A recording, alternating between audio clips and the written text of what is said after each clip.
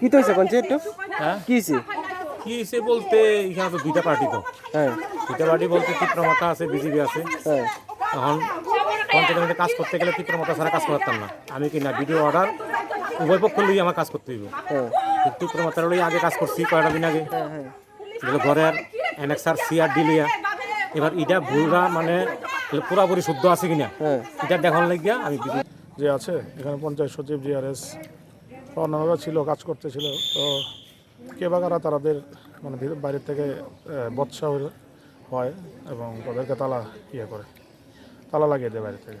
কতজনকে তালা দেয়? তারা আমাদের যে খবর 4 জন ছিল ভেতরে, 2 জন জিআরএস, একজন পঞ্চায়েত সচিব ও অন্য আরেকজন ছিলেন। তারা সরকারি কাজই করছিল।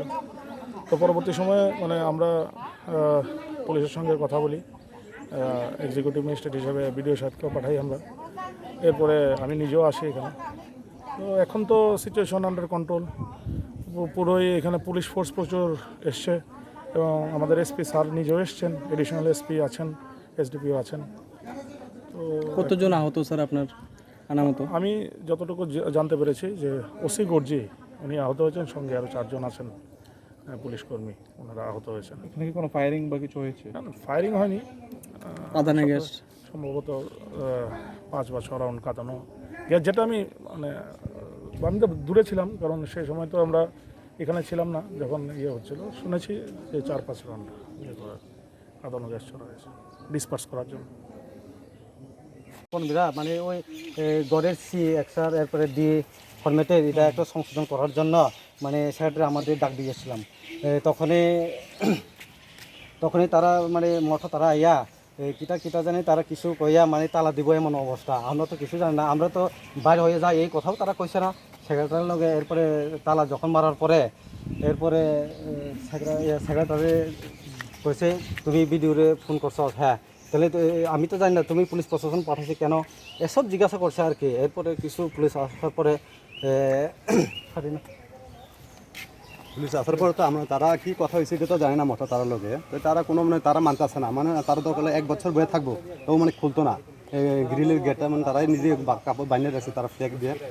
তারপরে লাঠি চার্জ করছে, লাঠি চার্জ করার পরে আবার দেখি তারা উল্টা পাল্টা জবাব দিতে আছে পুরো ইট এগুলো তোমার বোতল এগুলো। বাইকটা অনেক মানে 4 জনের বাইক ভেঙে গেছে সেক্রেটারি, তারপরে আমার জিআরএস, আমার কনভেনার।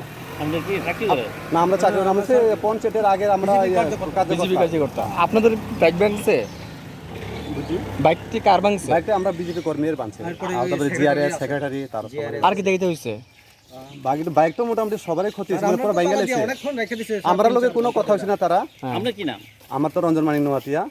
আপনি বিজেপি কোন পোস্টে আছেন? আমরা পঞ্চায়েতের একটা আমরা সদস্য, আমরা কনভেনার আছে। এখন তো আমরা পঞ্চায়েতের কোনো নিযুক্ত মানে ইলেক্টেড বডি নাই।